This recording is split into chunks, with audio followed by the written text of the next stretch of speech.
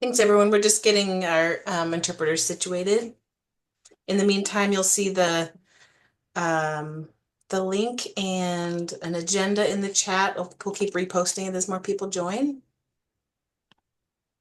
And this session will be recorded. So as always, it looks like it's already recording. So um, keep your camera off if you don't want to be recorded, and don't participate in the chat if you don't want to be recorded in the meeting.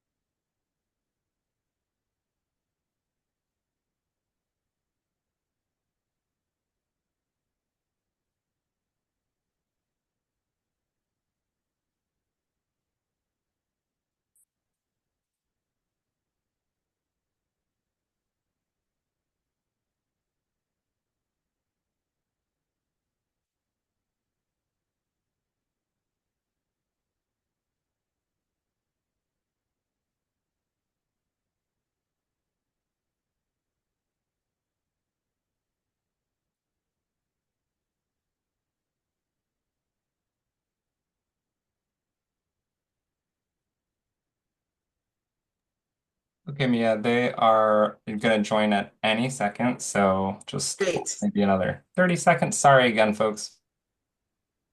Thanks, Mark. Thanks, everyone, for your patience. Almost there.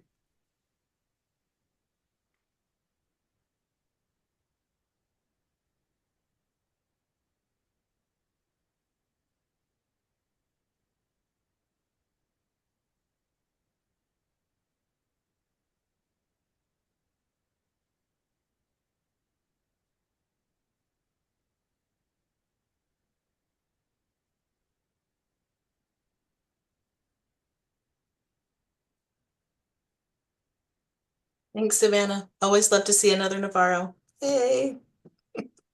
Yeah, I'd love to see another Navarro. Get it?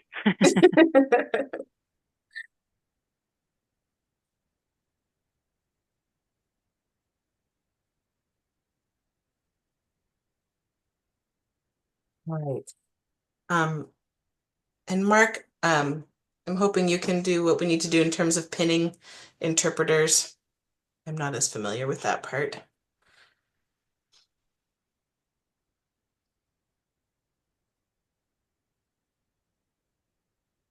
I think, Mark, okay, great. Wonderful. Thank you, Elizabeth. Okay, so I'm going to hand it over to Makayla and Megan and Dr. Thompson to welcome us to the space. I know my name was said first. I think the three of us were going to talk.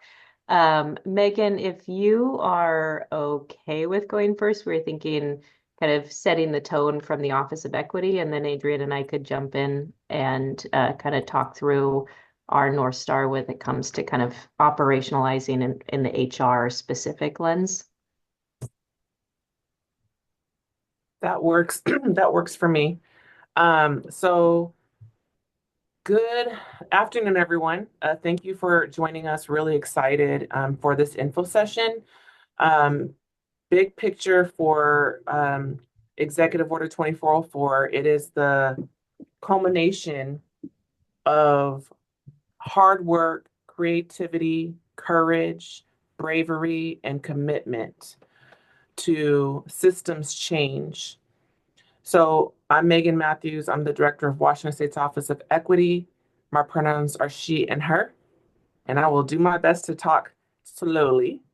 The Office of Equity was established to advance and facilitate policy and systems change in Washington State. And we know our state hiring processes, I'm sure you all are familiar as well. We have a lot of barriers in navigating our hiring and recruitment processes. And so the North Star is a hiring process that allows folks who are qualified for a job to be able to compete for those jobs.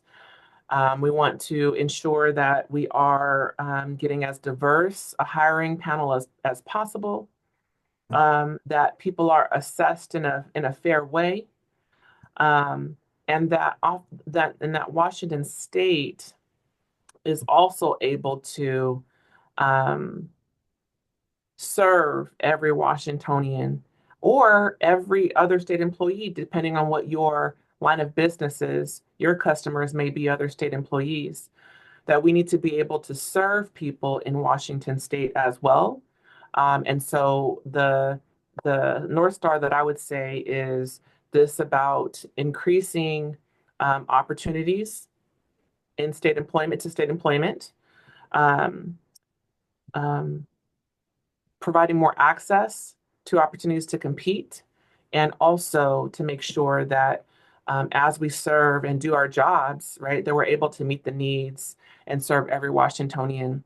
The better we're able to do that through our own learning journeys, through our commitment to being better and understanding our own impacts, to continue our own trainings, state-led trainings and your own personal trainings, the better Washington State government will be, and the more we can advance a Washington State for all, for everyone.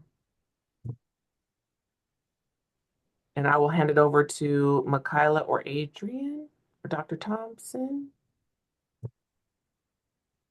Yeah, I can go. Thank you, Megan. Adrian Thompson, the Assistant Director of Equity and Employment Development here at DES. And so when you look at the EOs, the several EOs that came out this year and will come out soon, and there's always kind of a how do you practically get it out, and how do you do it? And so oftentimes DES is on the receiving side of that. This particular EO, we have a couple of things you'll see as we kind of go through the agenda. But what our role here, and my role specifically here, is to kind of connect, right, the vision, that North Star, the plan, the aspirations, the hopes, with some of the training, right, the infrastructure to help, right? And so what we've done is that we've either worked with and previously to the EO coming out, or in the writing of, or after the fact, developed training that kind of go hand in hand with the kind of initiatives that are coming, so that we can support the enterprise being able to do and realize the vision that we have, right? And so that means that there are times where it says we'll run the training. There are times it says we will support you to find that training, or we will kind of work with you to make sure that those needs are met. And so that's what we at DES are doing here, is to kind of make sure that some of the vision and the requirements are practically we're able to equip you with some of the skills so that you can get there as well. So that's kind of where we are starting, and I'm just excited for this body of work to actually be finally here. For those who've worked alongside me, I've worked alongside with. It's been, a time coming, and so it's good to see it. Good to see you all, and we'll look forward to the rest of the agenda. So I'll pass it to you. Okay. Thanks, Adrian. So hi, everyone. Michaela Dolman. I lead the state HR team that is within the Office of Financial Management. So we are kind of the policy side partner to Adrian's team over at DES, but both kind of centralized HR teams supporting you all. Before I jump in, I just want to say, if you see myself, I know there are a couple of other folks with videos on. It is intentional. As a Catholic, today is Ash Wednesday, so we have ash on our forehead. You could look it up if you're interested. But for those who reached out or who are curious, thanks for asking the question or saying something. I think there's a lot of connections to just equity work in general of it's scary to ask the question. It's scary to say, hey, I don't know what this means, or did you know this thing? And I think in talking with folks throughout the day, it's hey, I learned something. I didn't realize that before. So don't be afraid to ask the question here in this meeting. Don't be afraid to ask the question. I think when things are met with genuine curiosity, they're always, or almost always, people are responding with thanks for asking. So anyway, just wanted to call that out. Adrian and Megan said a lot of what I wanted to say, but as we were writing the executive order in partnership, a lot of what we were kind of focused on was how do we change outcomes? How do we change outcomes for people? Because at the end of the day, whether you work in HR or whether you work in another part in state employment, every single one of us has been impacted by the HR system when it comes to we applied for a job. And most of us got in some way, but many of us have also experienced times where we didn't feel like there was fairness in how we were assessed or fairness in how we were selected or how someone else might have been selected for a job. And so this executive order, our North Star, was really looking at HR as a system and that hiring system and trying to understand how do we change it so that the outcome that every person who applies for a job, regardless of whether or not they get the job, says, I was treated fairly. I was given an equal chance to demonstrate that I have the skill set and the right person was chosen because that person has the best skill set to do that work for the people of Washington. And so this is a complete overhaul. And, I quote Megan a lot in this of we want to change systems, but people uphold systems.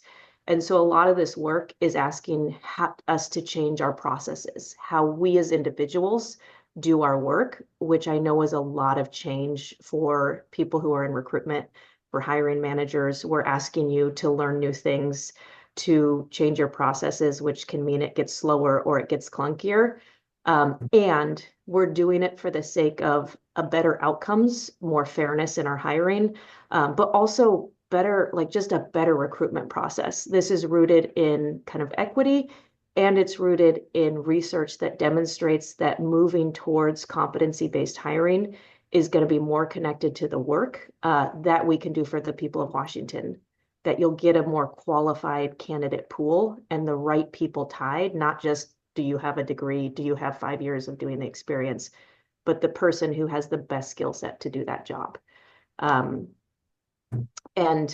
I was going to close it out, but I will comment on the comment in the chat that Thomas mentioned. We're bringing our personal religion into work.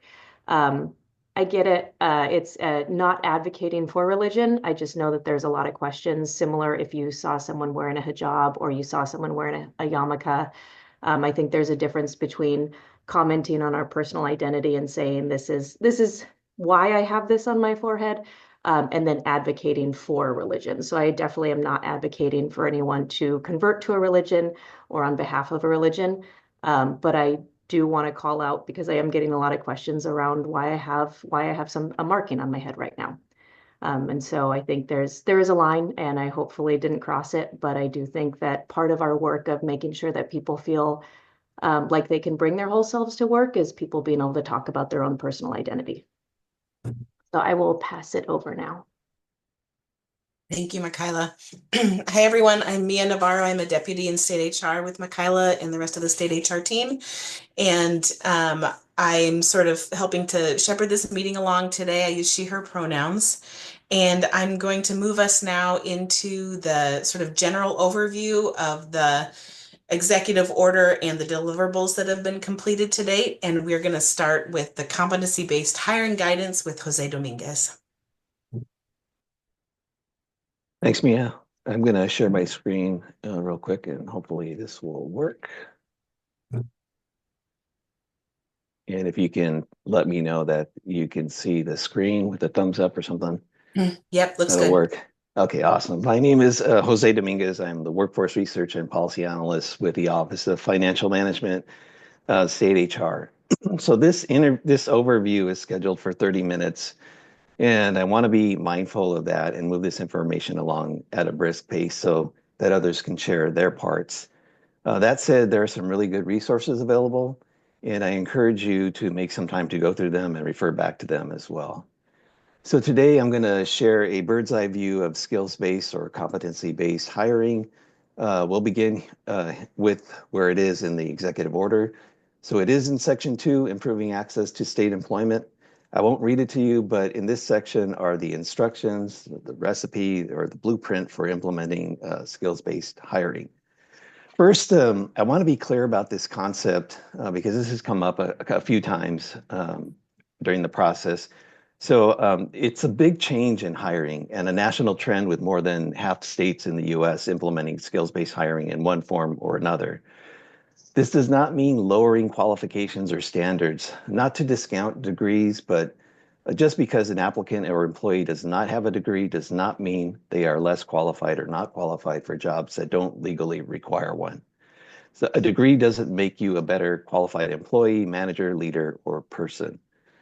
For years, degrees have been used as a proxy for experience, even for jobs that hadn't previously required one.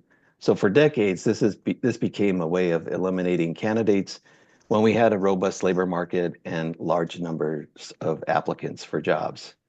So this brings us to the toolkit, which is what I'm going to talk about today. And if you haven't seen it, there's probably a link in the chat that you can click on to follow along. So you may have heard about this in the last couple of months. I'm going to walk you through navigating the pages relevant to skills-based hiring. My colleagues on this dais will go over their respective areas of the executive order and toolkit when I'm done here. So in the center of the page, you're going to see the first link here is for agency plans for competency-based hiring. That's where you find the instructions for submitting your plan. So I just wanted to give you a short peek at it. And then I want to move on to the next link. So the next link here is competency-based hiring, and that's where you're going to find some general information about competencies. And I just want to scroll down a little bit. I hope I'm not going too fast for anyone, but I just wanted to scroll down and show you what it looks like if you don't have it up on your screen. So to the right of this hiring page, you'll find let me see, a menu box, and there are some links there. And then again, you'll see the agency plans for competency-based hiring that I just showed you. Next, you'll see a competency-based hiring resources. And this is where you're going to find some examples or guides for different classifications. So these are just examples on how you can unwrap competencies from job descriptions. So let's take a look at one. You'll see some common job descriptions or common job classifications that you see in many agencies. So let's just take a look at this one, for example, the Admin 5. So the AA5 is an example of a worksheet, sort of a worksheet that shows how an agency can extract essential functions in the first column, competencies that are needed in the second column, and then how an employee might use those competencies in the third column. So there are many other examples used for this concept by states who are implementing skills-based hiring. You can always investigate and do some research on your own to see, what they're using in other states. So this particular example suggests some alternative ways down at the bottom on how someone can qualify for this role without a degree. So there are also some examples of interview questions down below. Now all the examples for the classifications in this page are not the same. They're not going to have the same kind of information in them. But take a look at those just as a guide for implementing the process. So let's go to this next link here. So here, eliminate degree requirements as the only way to qualify for jobs. This is in the main page as examples of how to eliminate degree requirements on job postings. So these are just examples of how you can, how it would look like on a job posting when you have other pathways for applicants to qualify for positions. So it's a work in progress. You want to see this link on the main page of the EO toolkit. I want to make a note that at least one example from this page comes from a state agency. So if you take a look, you'll see this would look like the required section of any job posting. So this is how it could look if you remove degrees and you use competency. So you'll see there are 4 examples right now. We're working on adding more, but it's a work in progress, like I said. Okay. Let's go back to this page here. There are also some other online tools to help you identify skills or competencies. So for example, here you'll see a gender decoder, ONIT from the Department of Labor, a Skillitizer, and Skills Engine website. So you have to explore these sites on your own. They're very informative. They have a lot of skills based information on them. It would take far too much time for me to go over them individually, but I encourage you to explore them on your own. So finally, on the front page, when you go to the toolkit for improving equity in hiring and recruiting, there's a skills-based hiring recruitment page. So this is a skills-based guide for recruiters and hiring managers. You'll see expandable sections from job posting to employee development. So this is not a comprehensive step-by-step guide, but there's enough information here to help you with ideation and solutions thinking for this journey. There's also a right side menu here with recruitment-related executive orders. So I'll go to the top and show you here, on the right side here. Recruitment-related executive orders, workforce data dashboards, and anti-discrimination, federal anti-discrimination laws that all recruiters should be familiar with. So I want to draw your attention to a couple of these sections here, job posting and the interview section. There are a couple of additional resources that I'd like to call out. At the bottom of the job posting page, so let's click on that one there. So there's information on a skills-based job posting page, how to create one. There's an example here. At the very bottom, there is a diversity recruiting resource page, and recruiters mostly have seen this already before, but it has a list, several lists actually, of organizations supporting diversity. So you'll see this list here. You can click on any of these links. It'll take you directly to the association or organization for various populations. There's also a healthcare one here. So there's hundreds of organizations here on this list. On the interview section, one of my favorite sections of this page here. Let me close this top section here. So on the interview section, when you expand it, you'll see information about skills-based interviewing and a question bank with a link to hundreds of sample interview questions. So I want to go down here to show you where that is. It's going to be in the tip box down at the bottom. So when you click on it, you'll see a list of competencies to choose from. Expanding each competency will reveal questions that could be used for an interview or informational interview or interview. So let's take a look at a couple here. So for change management, if you click on the expansion plus sign, you'll see, you know, looks like six questions here, or example questions that you could use for competencies. So there are others. There's hundreds of questions in here. So let's say, for example, you want to check on integrity. So there's about 5 here. Leadership, there's probably a ton there.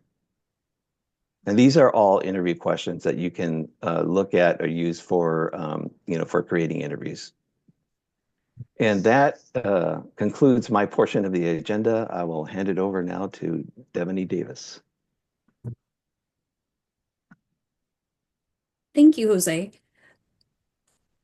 I'm going to go through the online recruiting system, the different steps within the recruiting system for the standardization for the executive order, and what resources there are available.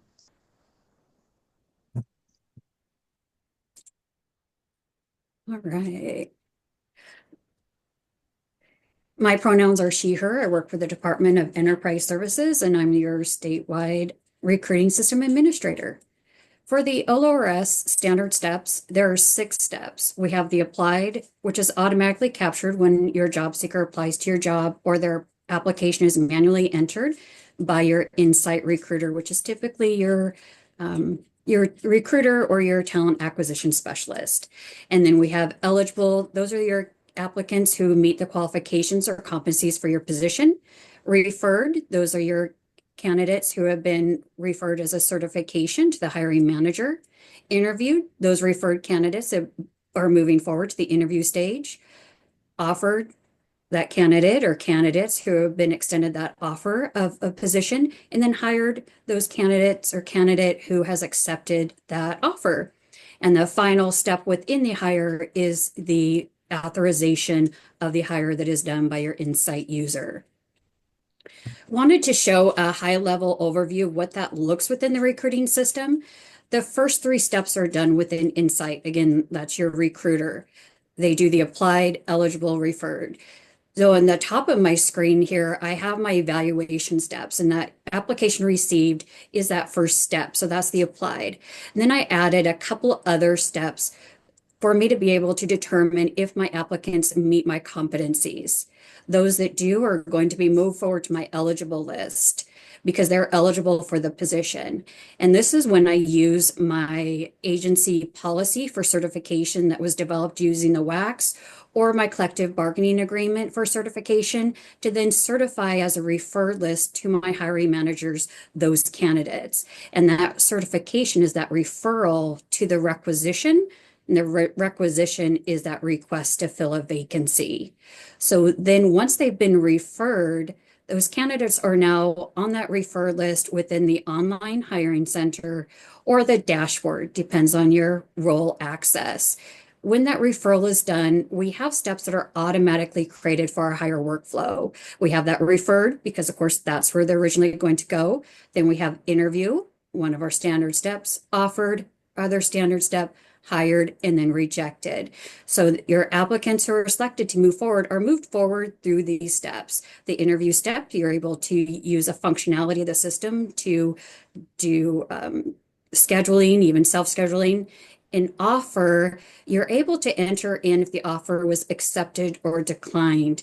This is really good information to have in the recruiting system so that you could pull it out later if you ever needed to see your offer versus declined for your positions and possibly the reason why they were declined. That is information you're able to put into the recruiting system. And then, of course, your candidate who accepted the offer is able to move to hire. And you can have additional steps in between these, but these are your standard steps for the recruiting system for the executive order. I just wanted to show that real high level as to what it looks like in the recruiting system.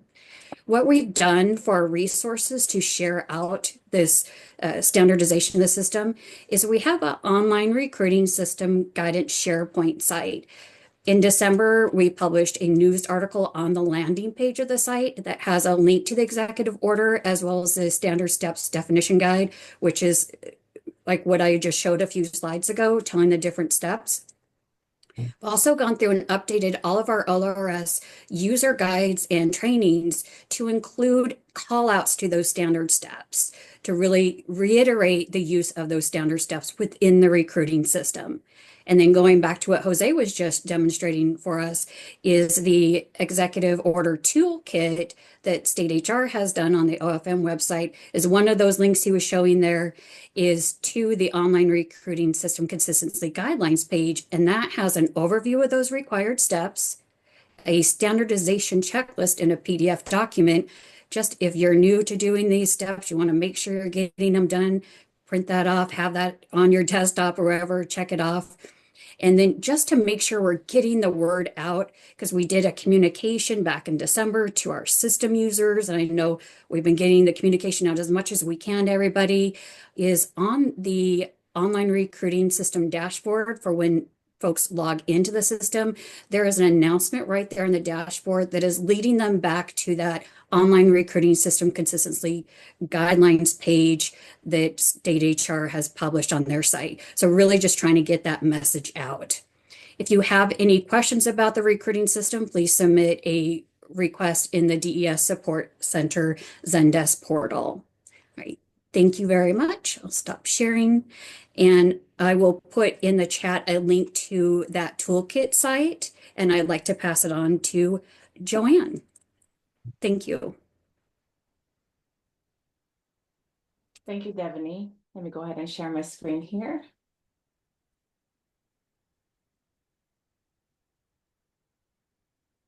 All right, good afternoon, everyone. My name is Joanne Lee. I use she and her pronouns, and I am the Deputy Assistant Director for Equity and Employee Development. For this portion, we will cover a little bit of information about the anti-bias training that is part of that Executive Order 2404. To give you a little bit of a background for this portion of my presentation, this is section number 4, the recruitment and hiring requirement of the executive order.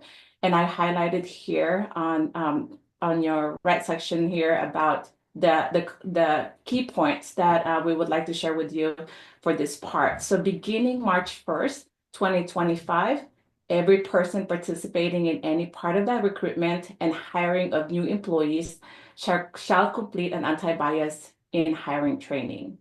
And then after the first year, which is 12 months later, employees must complete an anti-bias course annually. I do want to share a little bit about this piece when it comes to these dates. Really for us is that DES is able to provide you the learning, the initial training, along with the annual training available to you by March 1st. So we have both of this training available for you, for your agency or for anyone in this space who are interested in taking those training. After you complete that initial training, then you'll have that specific date and you count to that date after that 12 months for you to do that annual training. And let me walk you through that process. So as you can see here on the screen, we have your options for your initial course, right? And so that is the mitigating and recruiting bias in the hiring process, which is your initial training, and it is on demand. It's available to you now. So for any of you who are interested in being part of this hiring panel or interview, you can take this training. And then again, this would mark your first year, whatever date you start, right? And so if your agency is working in a different timeline, again, it start that specific time, and then you count to 12 months and then be able to look into that refresher course. I do want to share in this group that we do have our virtual instructor-led refresher course that we were able to bring ready for you. This is a virtual instructor-led, and this is in order for us to create the training, be able to get your learning objectives ready and prepared for you. We're piloting this refresher course for the next couple of months, and then in July we will have a second option for you to be able to do one or the other, whether it's a virtual instructor-led or an e-learning component of the refresher course for you. We have targeted July for 2025 because we actually launched our initial training last year in 2024. So anyone who has completed that training last July may be up for that 12 months. So we want to make sure we're ready and have this available for you when that time comes. We also saw the need, or we know that there's a need to be able to offer both virtually and both on-demand courses for you. Many of the folks are working at a different capacity, different time schedule, and not only that, being able to make that time to take this training. So we want to make sure that we have some modality that be accessible and ready for you when that time comes.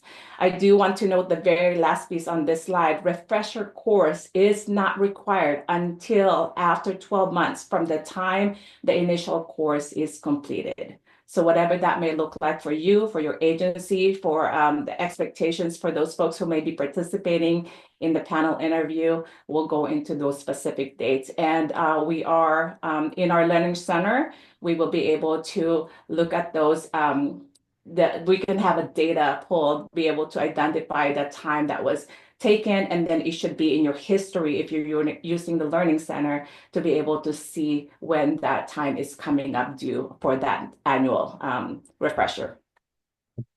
The next thing that I just wanted to share is a couple of things here. So for our refresher course, these are learning objectives, which are also in the toolkit that OFM had also provided for you all.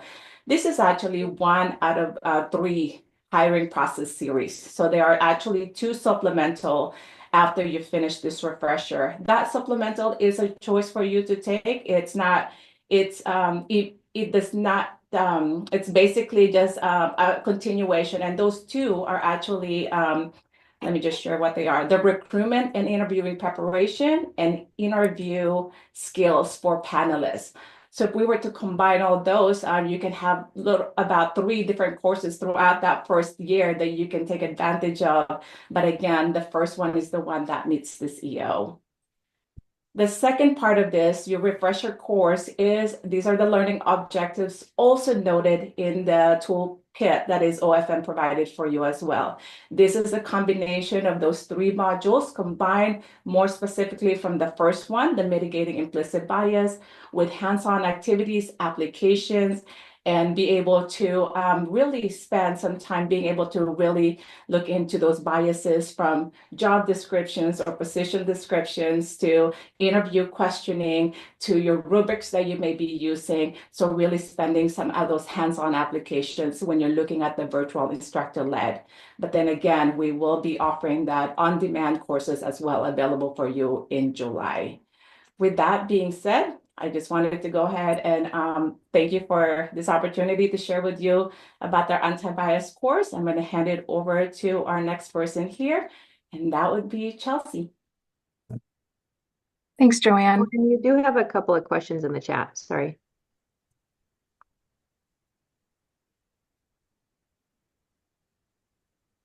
I can help with some of these, Joanne. Okay. There's a couple of them. So the one question here is the prior bias in hiring training through the Learning Center does not count. The one that the refreshed one we did that was launched in July, if you've taken that one since July of 2024, that is the one that's going to meet the criteria for the EO. So there was one that was offered that week because we were all working on this. We were all anticipating this coming out. So that class that was offered and launched in July, if you have taken that, then that will meet criteria for the EO because that is the same class that we are offering. Let's see here. We scroll down.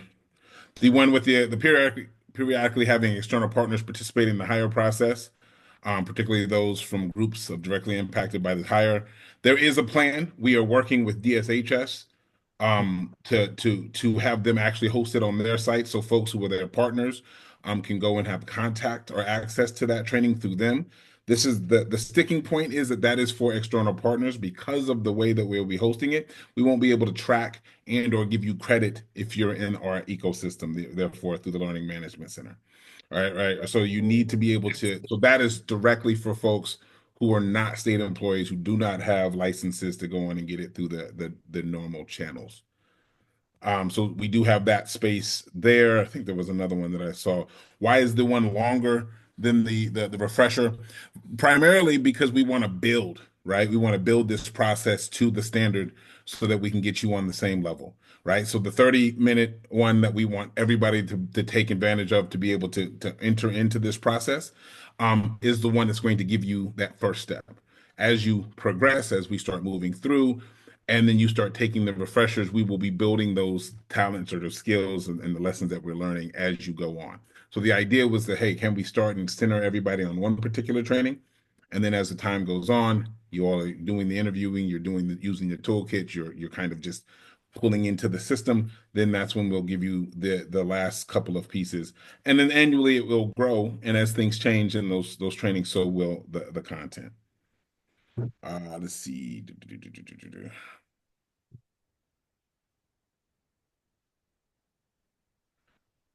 So any thoughts on the annual test out options? It gets to this point where we try to follow the spirit of the EO, right? And so we're talking about the consistency nature of everybody in the state, right? We want to be able to make sure that we don't create a lottery, right? That everybody has the same idea, everybody has the same training, everybody's getting the same information. And so as we work with you all individually, as we talk about what trainings you're offering, what trainings that might be able to meet the criteria that gets tested out, we want to make sure that everybody in this ecosystem has the same information, using the same tools. Because if you don't do that, right, if that piece we can't make consistent, then the chances of it being a lottery are enhanced, right? Meaning that, hey, I do this thing and we do this thing over here and I do this thing over there. This is when we speak to early on about that North Star and changing this system, this is how people get left out, right? When we don't all have the same playbook that we're reading from.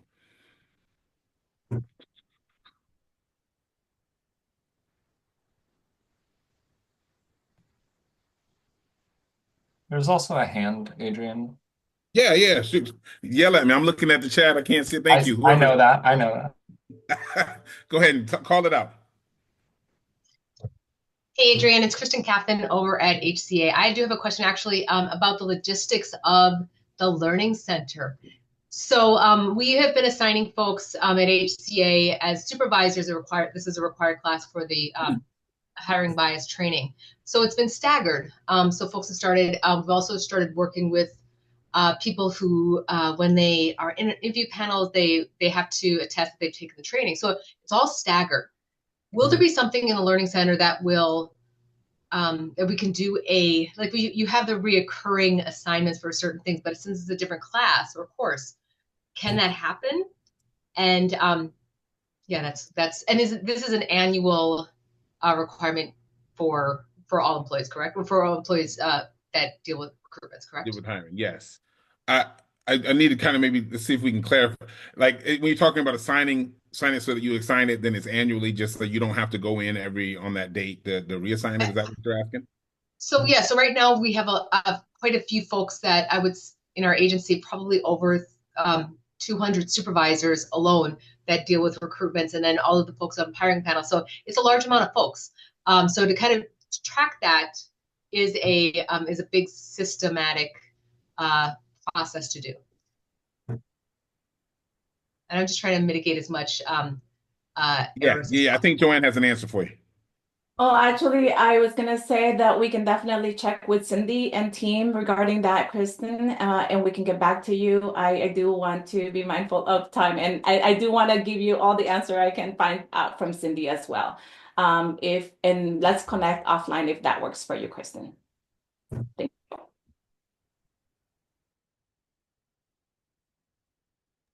I'm gonna turn off my camera. I have this glare on my face, so sorry about that. Thanks, everyone. So yeah, lots of great questions in the chat. And so in the interest of time, I'm gonna move us on, but subject matter experts, if you can be looking through the chat and answering the questions that are coming up, we do have another opportunity for Q&A at the end of the info session today. So thanks for a great conversation on this. And Chelsea, I'm gonna hand it over to you. Okay, thank you. Good afternoon, Chelsea Lee, Senior Class and Comp Specialist with State HR. The pay equity section of the executive order is around achieving our goals of equal pay for same or similar work, regardless of gender, race, ability, religion, educational attainment, etc. So we created guidance to assist agency leaders and HR professionals in determining the appropriate salary to offer job candidates and ensure pay equity across their teams. The guidance can also be used when assessing pay equity across the organization, including pay for similar positions in different business units. The guidance should be used in conjunction with the organization's approved salary determination or administration policies. The guidance includes what factors HR professionals should consider when analyzing and comparing position descriptions to determine what those similar positions in the organization are. The criteria identified in the guidance for determining the initial base salary within the assigned salary range or band of a position should take into account all combinations of experience and higher education relevant to the position. This includes lived, volunteer, whether paid or unpaid, and professional, that demonstrate the knowledge, skills, and abilities or the competency necessary to perform the work. Internal alignment and budget constraints should also be considered to prevent inequities, salary compression, inversion issues, and avoid disproportionately underpaying based on external pressures. Other recommendations identified in the guidance include ensuring accurate position descriptions and making updates as needed to reflect the role, responsibilities, and requirements of each position, conducting ongoing training that informs equitable salary setting practices, defining discretion and documenting decisions to reduce risk, and establishing objective criteria for negotiating salaries and creating guidelines to ensure consistency and avoid pay disparities. So as we move forward in this work, we do welcome your feedback and suggestions on what tools and guidance you would find most helpful as you implement the pay equity section of the executive order. Thank you, and I will turn it over to Mia. Thanks, Chelsea. So I am just going to speak briefly about the agency plans for competency-based hiring. We've received about 30, I think, already. So thank you to everyone who has submitted that. It's a pretty brief process. We're really just asking folks to share answers to two questions, really. One, the first one, what actions has your agency started taking?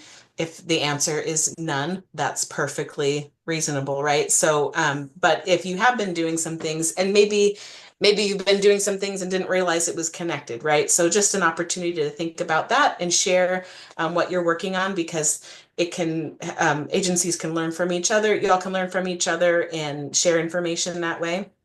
And then the other question that we're interested in knowing is, since we're all learning and growing into this together, what additional resources and support do you feel you need to implement this executive order? And this may change over time, right? So as we get more practice, questions may come up that we didn't anticipate or didn't have when we first started. So the competency-based hiring plans, pretty simple, what we're looking for right now. So if you have any questions, feel free to reach out to us at statehr@ofm.wa.gov. You can also submit your plans that way. It could just be in the body of an email, or if you want to do an attachment, that's fine too. Either way works.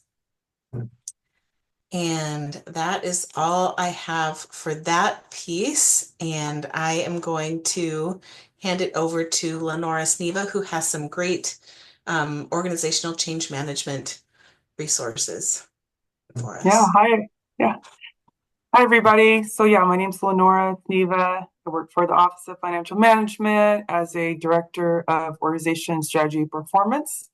And I have the pleasure and privilege of working with some statewide folks from different agencies, so HR professionals and organization change management practitioners and some DEI practitioners. And together we've been partnering and talking about what would it look like to create a OCM template communication plan that maybe could be used for, especially for agencies that are a little smaller that may not have a lot of resources. I know some of the big agencies will have all of those positions, but some of our smaller folks may not. So today, what I'm going to do is just go over really high level some of the key focus areas, and then also show you what that template looks like. And I think at some point really soon, Mia will get that on the website for you all to look at. All right, so. I don't know if I have the power to share. I don't see it. Can someone give me some more? Oh, wait a minute. I see it.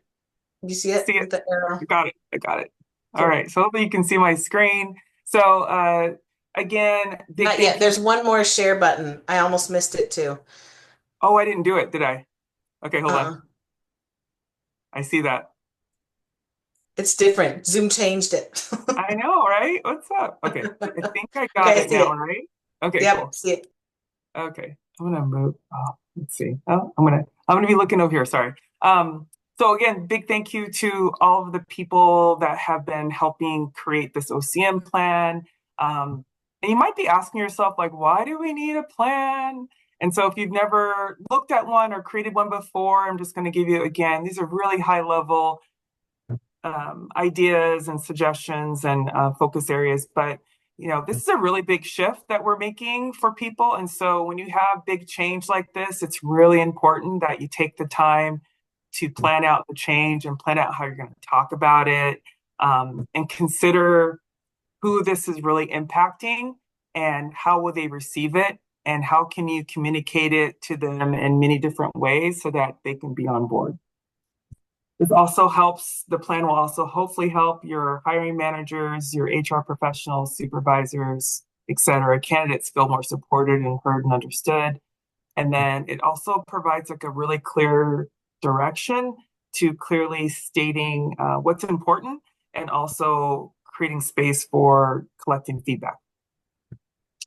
The objectives of the plan are really around building awareness and understanding. What that also doesn't say, I've said this before, but I think it bears repeating. You really want to be able to identify where there may be some resistance, some confusion, some possible, just really high emotions are going to be happening right now. And so how can you think ahead about what that looks like and plan for it? This is also, the plan also can help foster engagement with your different teams. And then it's also just a resource for you. So there's a couple phases that we have listed in the plan. And again, I'm just going over these high level, just really about building awareness and understanding. And that involves creating a core team of people, including possibly a sponsor, a project manager, an OCM practitioner, some people from HR, your supervisors, just some key people. So you've got a diverse group of people informing on how things look. We also have a sample survey in there. DSHS, Jessica Hernandez, so kindly gave us hers. And so we put those in there as an example. Everything is customizable. So if it doesn't work for you, you can always do some edits. And then phase 2 is really about engagement and feedback. So using the communication channels that work for your staff, encouraging open dialogue and feedback. And then, of course, addressing questions proactively and in the moment. Phase 3 is really about implementation monitoring. So training your hiring managers and your HR teams, introducing the guide, using the online recruiting system, and then also tracking progress and then making those necessary adjustments. Phase 4 is really about review and reporting and providing regular progress updates using the dashboard, and then maintaining that open communication. So big next steps really, and just suggestions, and some of this you may have already done, but developing that core team. So finding those key roles and talking about what those responsibilities look like, and then finalizing that communication plan, and then start scheduling some of your key activities. So I think I might have probably 1 more or 2 more minutes. So I'm going to really quickly try to minimize my screen so I can, I don't know. Let's see, I don't know why this is hard for me. Let's see. I'm trying to,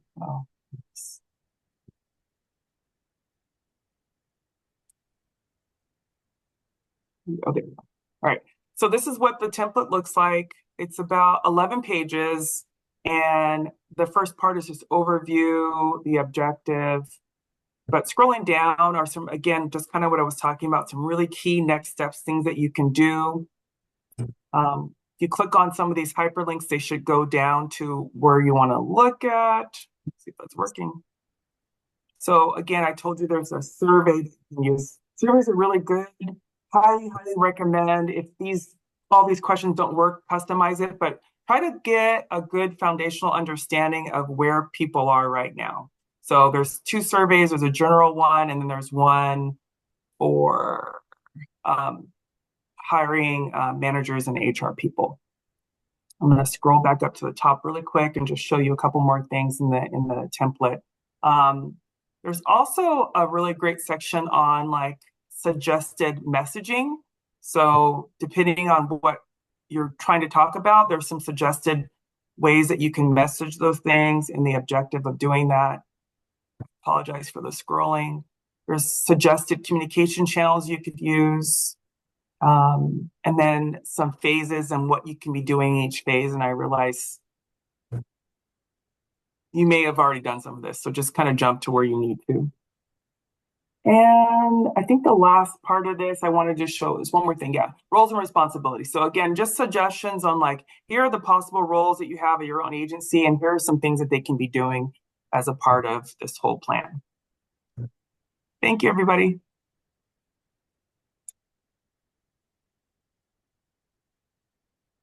Thanks, Lenora. Appreciate it. So that's it for the overview with all of our subject matter experts. Thank you so much, presenters, for all of your expertise and all of your incredible work. Everybody who's worked on this, there have been a lot of folks who've participated in work groups with us to put out these materials, to develop these materials. So just really want to thank everybody who has participated. and everyone who will continue to participate. There's more to come, right? So this is sort of a first release of information, and we're just really glad to share it with you today. So now we'll move into, we'd love to hear more from you. I'm particularly interested to hear sort of if what you're hearing is helpful for you, if there's anything that you're seeing, like I really still need this. We'd love to hear that from you now. Do know that in the coming weeks and months, we'll be releasing more information about equity competencies, some of the reporting requirements that we haven't addressed yet. So do know that there's still more to come. You can sort of see on the toolkit front page what materials we're still in development. Excuse me. But yeah, would love to hear from you what you're thinking so far. What else would be helpful, and any other sort of general questions that you have, and we'll do our best to answer here in this space, and whatever we can't answer here, we'll come back for.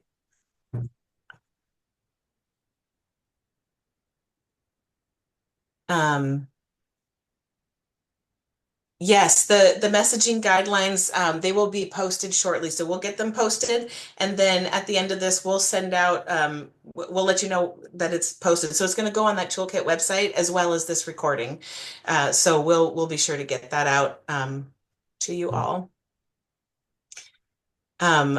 We don't currently have any other sessions scheduled, but we will do that once we have more to release. And this recording, like I said, will be posted sometime very, very soon, either today or tomorrow, on the toolkit web page.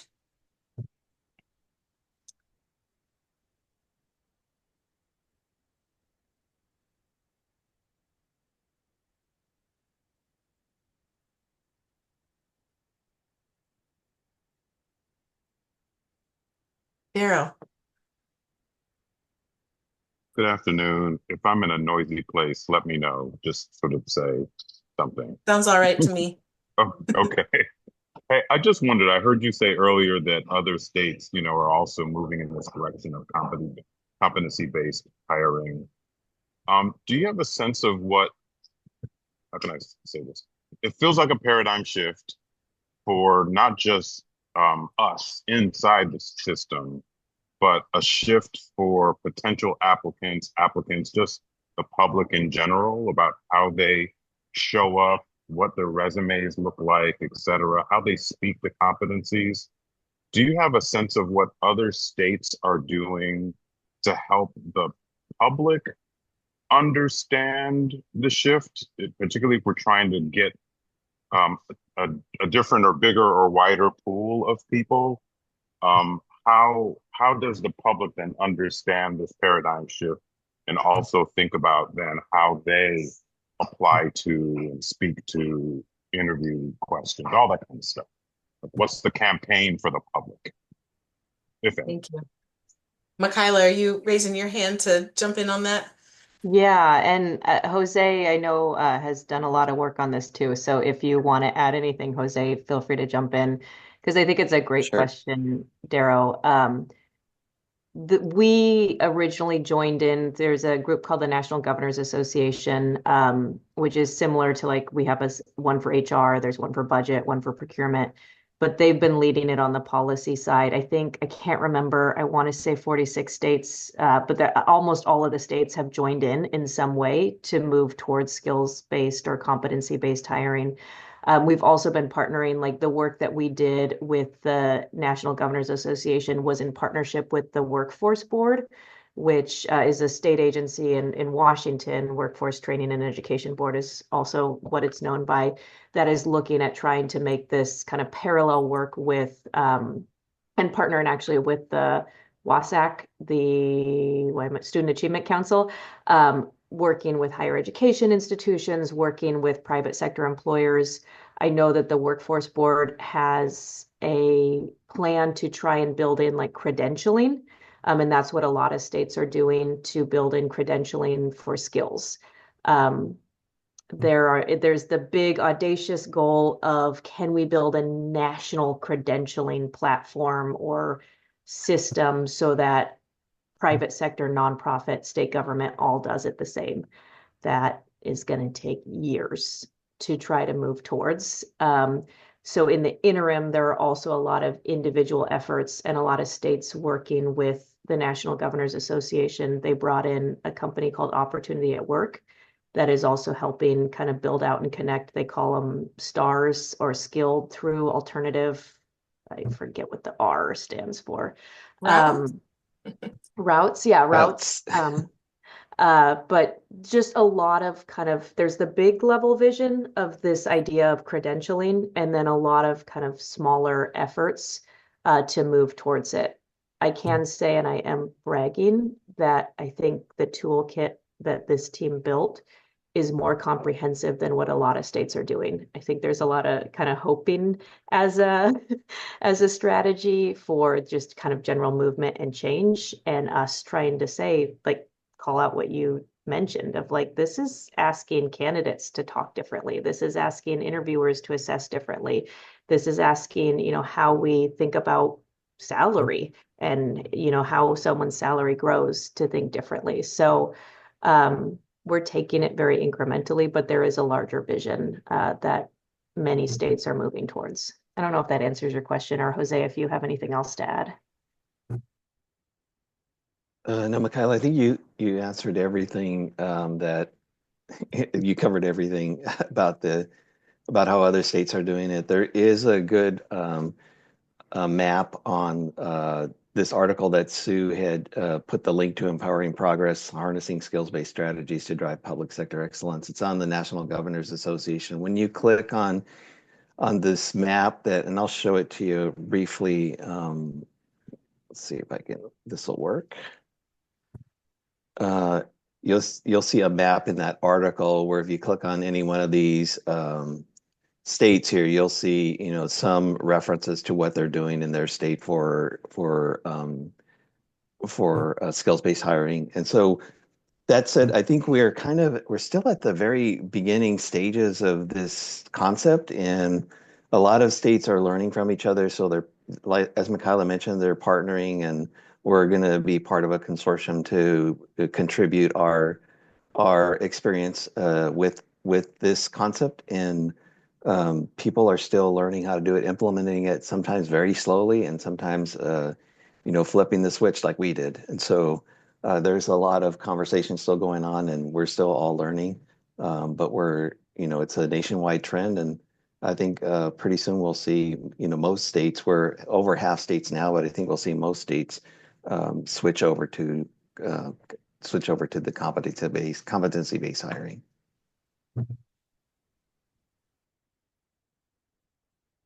Thank you. So I want to point out a question in the chat, and I think this one may be for class and comp. Will there at some point be similar guidance around job analysis? I wonder about starting at the root of hiring when managers are determining what they need. This is from Jared. And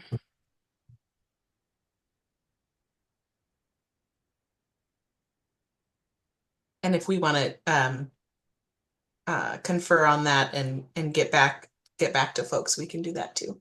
Yeah, let's do that. I'm just looking for the question. I'm not seeing it right away, but yeah, I think that's something. I mean, it's definitely been something, around the job classification system and the specs. There's a lot of questions around, how are we going to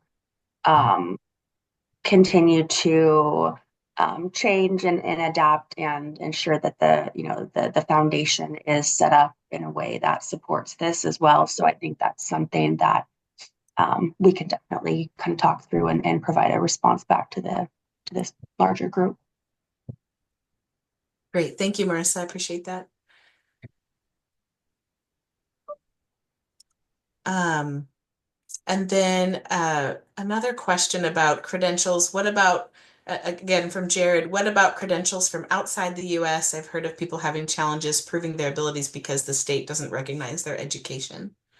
You got me. I was trying to type it out. I think it's a separate issue, but this moving towards skills-based hiring, I believe, will help resolve that.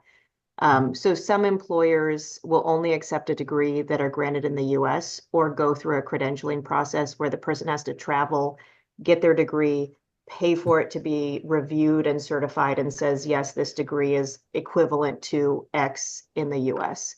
That is both expensive and time consuming and a barrier for people who are educated outside of the US to demonstrate that they have the degree requirement. And we've worked with some agencies on that to try and remove that barrier for folks. Moving towards skills-based hiring, we won't be asking for degree credentialing. We'll just be saying, do you have the skills to do this job, regardless if you got that experience through a degree in another country, a degree in this country, on the job training, volunteer work. It's about the skills. Thank you, Michaela. And yes, thank you for the small agency consideration. Let's keep talking.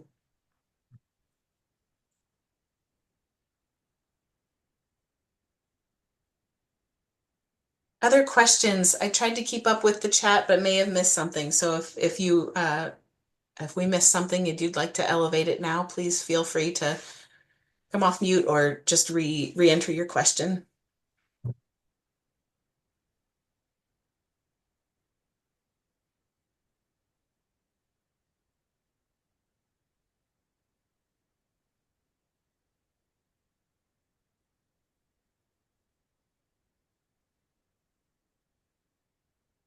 All right, well, it looks like we're kind of slowing down in the Q&A here. And I do see that folks have begun to drop off. So I think we can probably wrap for now. I'll stay on for a little bit if anybody wants to connect on anything, but thank you all for coming today. Thank you for partnering with us on this really important work. Really excited to do this together. And again, we'll have everything posted on the toolkit as soon as we have it all wrapped up together, and we'll just send a note out to let you know when that's happened.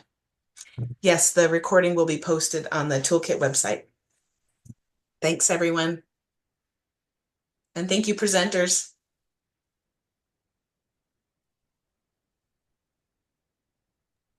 Thank you to our ASL interpreters. You were lovely. Yes, thank you. Sorry again for the link confusion at the beginning of the meeting. Thank you for sticking with it and making it.